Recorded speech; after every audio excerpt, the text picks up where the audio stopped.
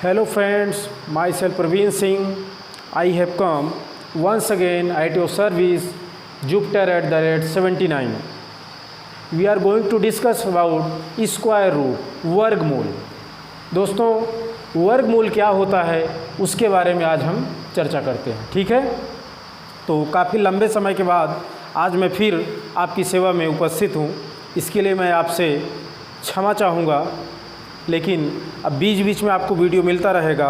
कुछ परिस्थिति ऐसी आई बीच में जिसकी वजह से टाइम नहीं मिल पाया, लेकिन फिर से आपको ये चैनल पे वीडियो आपको मिलता रहेगा, ठीक है। तो देखते हैं स्क्वायर रूट वर्गमूल। किसी नंबर का स्क्वायर रूट क्या होता है? Square root of a number n is that number which when multiplied by itself gives m as the product. ठीक है दोस्तों, तो इसको मैं हिंदी में समझाना चाहूँगा।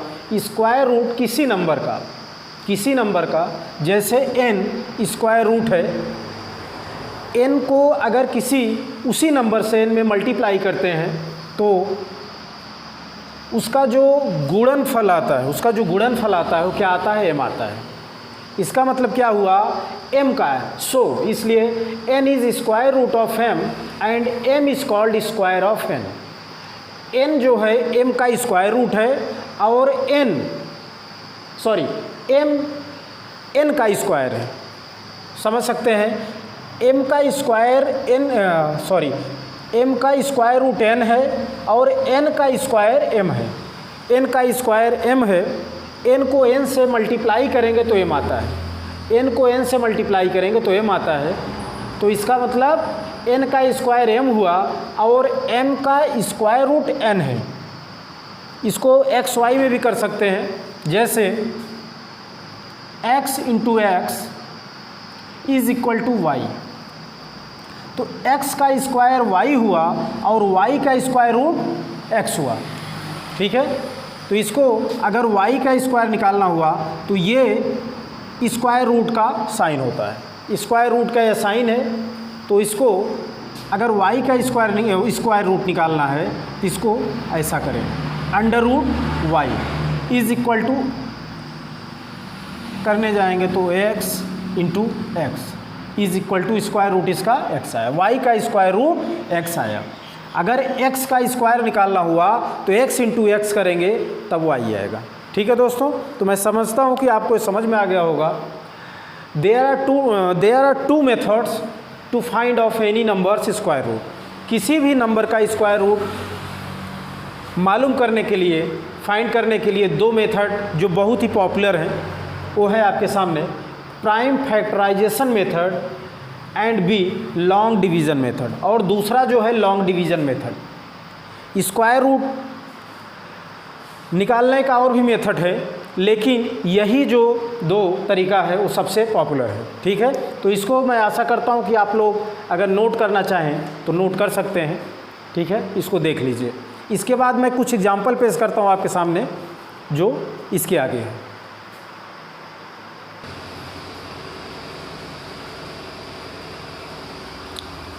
हाँ दोस्तों, एक बार फिर ये देख सकते हैं कि प्राइम फैक्टराइजेशन, इसका पहला मेथड आपके सामने है। उसका एग्जांपल, जैसे किसी भी नंबर का स्क्वायर रूट फाइंड करना है, 225 का स्क्वायर रूट फाइंड करना है, तो ये आप देख सकते हैं कि इसका फैक्टर मेथड गुणनखंड विधि से करते हैं। इसको छोटे से छोटे नंबर से पहले डिवाइड करते हैं, या आप एलसीएम या एचसीएफ निकालने के लिए किए भी होंगे। जो भी बच्चे अभी देख रहे हों, जो भी दोस्त, ये देख सकते हैं कि 3 से, सबसे स्मॉलेस्ट नंबर से हमने देखा तो ये 3 से डिविजिबल है। 3 से इसको डिवाइड किए तो 75 आया, फिर 3 से 75 डिवाइड हो सकता है तो 3 से किया, फिर 25 आया, जो 25 5 से ही डिवाइड होगा। तो 5 से किया तो ये आपके सामने है। तो इसमें पेयर बनाते हैं, जो भी गुणनखंड आता है, जो भी फैक्टर आता है, उसका क्या करते हैं? पेयर बनाते हैं, पेयर क्रिएट करते हैं। तो 5 का सेम नंबर का पेयर क्रिएट करेंगे, तो उसमें से फिर एक एक फैक्टर, वन फैक्टर उसमें से लिया जाएगा। तो देख सकते हैं 5, इसमें से जो पेयर बना था 5 लिया, इस वाले में से 3 लिया, तो 5 × 3 आया 15, जो 225 का स्क्वायर रूट हुआ 15। सेकंड एग्जाम्पल 441 का स्क्वायर रूट निकालना है, 441 का। तो इसको भी हमने देखा कि ये स्मॉलेस्ट नंबर जो है अगर डिविजिबल इसमें 3 से हो सकता है, तो 3 से इसको डिवाइड किया, 3 से डिवाइड करने पर ये 147 आया। फिर इसको हमने देखा कि ये 3 से डिवाइड हो सकता है, 3 से डिवाइड किया जो 49 आया, फिर 49 7 से ही डिविजिबल है, तो 7 से इसको डिवाइड किया, फिर 7 आया, 7 को 7 से किया। तो ये आप देख सकते हैं इसमें पेयर क्रिएट हो रहा है 3 का और 7 का। तो इसको हमने इस तरह से लिख दिया, इसमें से एक फैक्टर निकाला 3 और इसमें से 7, तो 3 × 7 किया 21 आया, 21 आया 441 का। ये मेथड सही है, लेकिन ये तभी सटीक बैठता है कि जब ये जो भी नंबर दिया है पूर्ण रूप से स्क्वायर हो, परफेक्ट स्क्वायर हो, तभी ये मेथड आपका सही ढंग से काम करेगा। नहीं तो बच्चों के लिए थोड़ा सा डिफ़िकल्ट होता है, थोड़ा सा उनके लिए प्रॉब्लम क्रिएट करेगा। सबसे सही मेथड मैं समझता हूँ अकॉर्डिंग टू मी, ये लॉन्ग डिवीज़न मेथड होता है। उसको आप कोई भी नंबर हो उसका आप स्क्वायर रूट ईजिली निकाल सकते हैं, आसानी से आप निकाल सकते हैं। यहाँ पर ये आपका सही है प्राइम फैक्टराइजेशन मेथड, लेकिन आपका अगर परफेक्ट स्क्वायर है तभी आपको ये सटीक काम करेगा। ठीक है, तो ये आप देख सकते हैं एग्जांपल, और भी नंबर आपके सामने होंगे, आप प्रैक्टिस कर सकते हैं। अगर नहीं आता है तो आप उसको पूछ सकते हैं। ठीक है दोस्तों, तो एक बार आपसे फिर रिक्वेस्ट करना चाहूँगा कि जितना भी हो सके ये वीडियो आप अपने फ्रेंड सर्कल में इसको शेयर करिए, और जहाँ तक हो सके जो भी अगर देख रहे हैं वीडियो, अगर अभी तक चैनल सब्सक्राइब नहीं किए हो तो एक बार सब्सक्राइब कर लें। बस इतना सा आपसे रिक्वेस्ट है। आगे आपको लॉन्ग डिवीज़न मेथड समझाता हूँ। ठीक है, इसको देख सकते हैं, नोट कर लीजिए।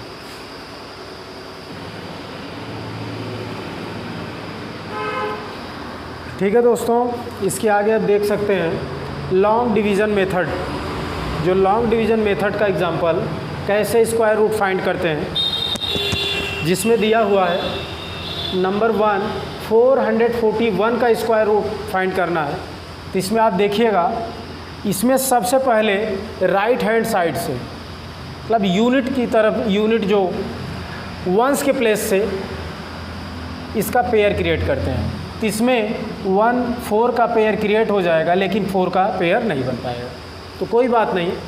तो इसमें अब देखते हैं वही नंबर सेलेक्ट करेंगे जिसका उसमें मल्टीप्लाई करने से जो नंबर दिया गया जिसको लेकर चल रहे हैं उससे ज़्यादा नहीं होना चाहिए। अगर उतना आ गया चलेगा, लेकिन उससे ज़्यादा नहीं हो सकता है। जैसा डिवीज़न में करते हैं वैसा ही है। तो इसमें देखेंगे 2 2 × 4 आ गया, 2 × 4 आ गया, तो 2 का 2 में मल्टीप्लाई किए, 2 × 4 आया, और 2 में और 2 प्लस भी कर देंगे, तो 2 में 2 प्लस किए 4 आ गया। तो यहाँ 4 में से 4 माइनस किया 0 आया। फिर 41 को एक साथ में नीचे लाएंगे। ये नहीं कि जैसा डिवीज़न में 4 को पहले लाते हैं फिर 1 को लाते हैं, ऐसा नहीं। जो पेयर होगा, जो जोड़ा होगा, वो एक साथ आएगा। 41 एक साथ में आ गया। अब यहाँ पे 4 है, बचा हुआ था, तो ये 4 के पास में कौन सा नंबर हम सेलेक्ट करें, कौन सा नंबर लिखें कि जिसका, जैसे 4 है तो यहाँ पे 1 लिखें कि 2 लिखें, ये सोचना पड़ता था। तो यहाँ पे जैसा दिख रहा है कि अगर 1 करें तो उसी नंबर से जो यहाँ पे लिख रहे हैं उसी से अगर मल्टीप्लाई करने पे इतना आ रहा है, ठीक है, लेकिन उससे ज़्यादा नहीं आना चाहिए। ठीक है, तो ये हमने देखा कि 41 में अगर 1 से मल्टीप्लाई करते हैं तो 41 आ जाएगा, तो 1 ऊपर भी कर दिया और यहाँ पर तो ये 41 आ गया। फिर 1 + 2, फिर वही प्लस कर देंगे। हालांकि हमारा जो आंसर आना था ये आगे आ चुका है, तो 441 का जो स्क्वायर रूट होगा वो 21 हो जाएगा। ठीक है, नंबर सेकंड आप देख सकते हैं, नंबर सेकंड ऑप्शन है 4096। तो राइट हैंड साइड से इसका पेयर क्रिएट करेंगे, जैसा 6 और 9 का पेयर हो गया, 0 और 4 का पेयर बन चुका है। तो ठीक है, तो अब देखेंगे तो पेयर इसमें बन चुका है तो पेयर को लेकर चलेंगे। अब ये नहीं कि इसमें 2 2 जा 4 हुआ तो इसमें भी 2 2 जा 4 हो जाएगा। यहाँ पर हमें 40 को लेके चलना है, 40। तो अब देख सकते हैं कि 6 6 जा 36, अगर यहीं पे 7 करते हैं और उसी नंबर से मल्टीप्लाई करना, ये भी कंडीशन है। तो 7 अगर यहाँ पे तो 7 यहाँ भी करते हो तो 7 7 जा 49, जो 40 से आगे निकल जा रहा है, ज़्यादा हो जा रहा है। तो 49 हम नहीं लेके चलेंगे, फिर 6 पे ही रुकेंगे। 6 6 जा 36, तो 6 यहाँ पे मल्टीप्लाई किया 36 आया, और 6 में 6 को प्लस भी कर दिया 12 आ गया। तो यहाँ से 40 में से 36 हमने माइनस किया जो 4 आया। फिर ये पेयर 96 वाला नीचे ला दिए, तो ये 496 बन गया, 496। अब यहाँ पर 12 बना हुआ है।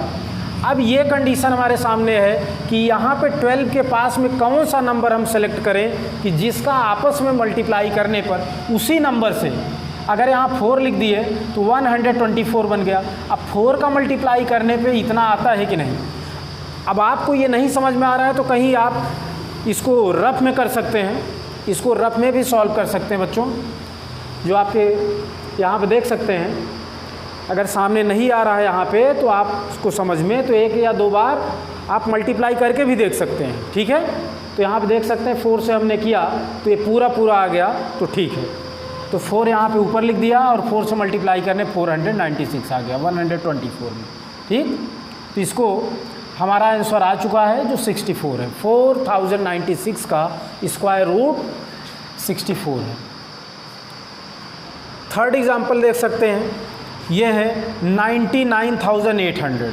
99,800 इसमें राइट हैंड साइड से हमने पेयर क्रिएट किया तो 00 का एक पेयर बना और 98 का पेयर बन गया, 9 अकेला बच गया, ठीक है। तो कोई बात नहीं। अब देखते हैं तो 9 को हम किस नंबर से, ऐसा नंबर सेलेक्ट करना है कि जिसका उसी में मल्टीप्लाई करने पे 9 आ जाए चलेगा, लेकिन ज़्यादा नहीं होना चाहिए। तो नंबर हमारे सामने 3 है।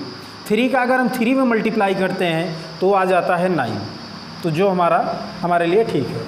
तो 3 का 3 में मल्टीप्लाई किया तो ये 9 आया, और 3 में 3 प्लस भी कर देना है, मल्टीप्लाई करने के बाद प्लस भी कर देना है, जो आ गया 6। यहाँ पे 9 में से 9 माइनस किया 0 आया, या कुछ नहीं, 98 हमने नीचे ला दिया। फिर अब ये कंडीशन बना कि अगर 6 के पास में कौन सा नंबर लिखें। अगर यहाँ पे हम 2 लिख देते तो 2 से मल्टीप्लाई ये 62 बन जाता। अब 2 से मल्टीप्लाई करने पे 124 आ जाता, 124 आ जाता, जो 98 से कहीं आगे है। तो 6 के पास हमने देखा कि 1 लिखने से ही हमारा काम बनेगा, तो यहाँ पे 61 बन गया। अब 1 से मल्टीप्लाई करने पे 61 में 61 ही आएगा, तो यहाँ पर भी 1 हमने कर दिया, क्योंकि जो नंबर सेलेक्ट करते हैं यहाँ पर भी लिखना पड़ता है। जैसे कोसेंट वहाँ पे डिवीज़न में करते हैं वैसे यहाँ भी है। तो 61 में प्लस 1 किया 62 आया। अब यहाँ से माइनस किया 98 में से 61 को, 8 में से 1 माइनस किया 7, 9 में से 6 को माइनस किया 3 आ गया। तो 37 यहाँ पे बच रहा है। अब यहाँ पे 62 बचा। अब ये 00 एक साथ आ गया तो ये 3700 बन गया। अब 62 के पास में कौन सा नंबर सेलेक्ट करें कि जिस उसी नंबर से मल्टीप्लाई करें। जैसे हमने 5 यहाँ पे सेलेक्ट किया। अब 625 से मल्टीप्लाई 5 में करने पे 3125 आया। सपोज़ अगर यहीं पे हम 6 सेलेक्ट कर लेते तो ये इससे ज़्यादा हो जाता, क्योंकि आपके सामने दिख रहा है यहाँ पे बच रहा है 5075, तो इसका मतलब ये इससे आगे निकल जाता, इसीलिए 5 हमको लेके चलना पड़ा। तो 5 से मल्टीप्लाई किया इतना आया, ये इतना बच गया।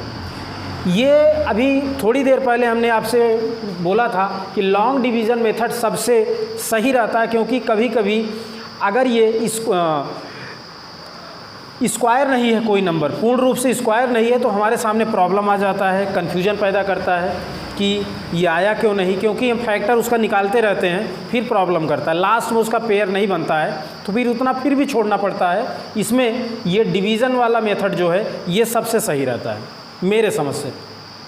अब आप लोगों को कौन सा ईजी लगता है वो आप लोग उसको देख सकते हैं, ठीक है। तो ये आ गया, इतने पे छोड़ सकते हैं। अगर आप डेसिमल में भी लेके जाना चाहें तो डेसिमल में भी जा सकता है। यहाँ डेसिमल बढ़ा के 00, नॉर्मल डिवीज़न जो होता है सिंपल डिवीज़न में, वहाँ पे क्या करते हैं, डेसिमल ऐड करने के बाद सिंगल जीरो लाते हैं, लेकिन यहाँ पे डबल जीरो आता जाएगा। ठीक है, तो डेसिमल का भी आप वैसा कर सकते हैं।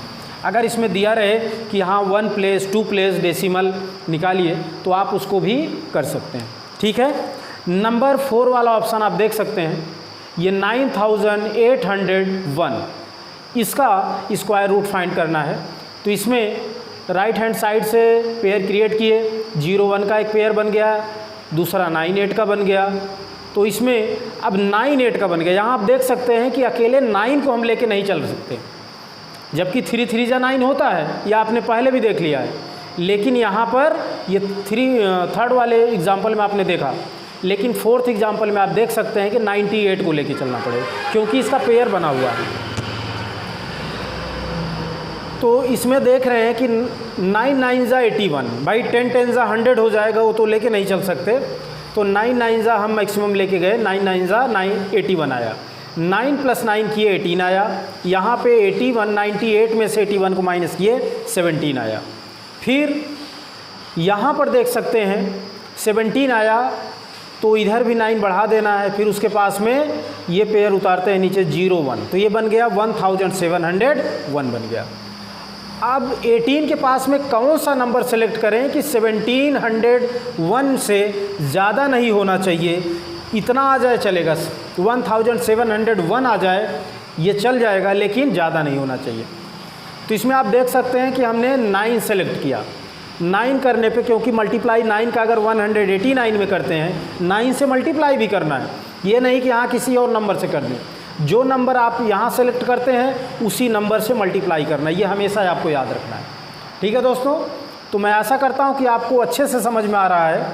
तो 9 9 जा देखा आपने, 9 9 जा 81 का 1 लिखे, फिर 8 कैरी फॉरवर्ड, 9 8 जा 72 में +8 किया 80 आया, फिर 8 कैरी फॉरवर्ड, तो मतलब मल्टीप्लाई करने पे इतना आ गया। ठीक है, तो 9 यहाँ पे किया, 9 यहाँ पर भी, तो ये हमारा काम यहाँ पर हो चुका है।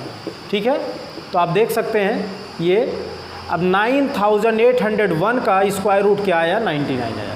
ठीक है, तो इसको आप लोग अच्छे से समझ सकते हैं। अगर कहीं भी आपको प्रॉब्लम है तो आप लोग कमेंट करके पूछ सकते हैं। ठीक है, अगर कोई भी, हमने अपने तरफ से समझाने का पूर्ण प्रयास किया है, और बीच में काफ़ी लंबे समय बाद वीडियो आपके सामने लेके आया हूँ, तो अगर कहीं पर कोई त्रुटि रही हो, कहीं पर कोई प्रॉब्लम हुआ हो, हमसे गलती हुई हो, तो उसके लिए मैं क्षमा प्रार्थी हूँ। तो अब फिर बीच बीच में प्रैक्टिस होता रहेगा, आपके सामने वीडियो आते रहेंगे। ठीक है दोस्तों, तो इसी के साथ आपसे विदा लेना चाहूँगा, और इसको आप लोग नोट कर लीजिए अच्छे से। और एक बार फिर से आपसे रिक्वेस्ट यही है कि आप लोग इस वीडियो को शेयर करना न भूलें, और सब्सक्राइब अगर अभी तक नहीं किए हों तो ज़रूर कर लें, क्योंकि ये ख़ास तौर से ये पढ़ने वाले बच्चों के लिए ही चैनल है। तो थोड़ा सा ये जो प्रोफेशनल चैनल तो नहीं है इतना ज़्यादा, लेकिन जितना हो सक रहा है मैं अपने ढंग से आपको समझाने का प्रयास करता हूँ। तो इसी के साथ आपसे विदा लेना चाहूँगा। जय हिंद, जय भारत।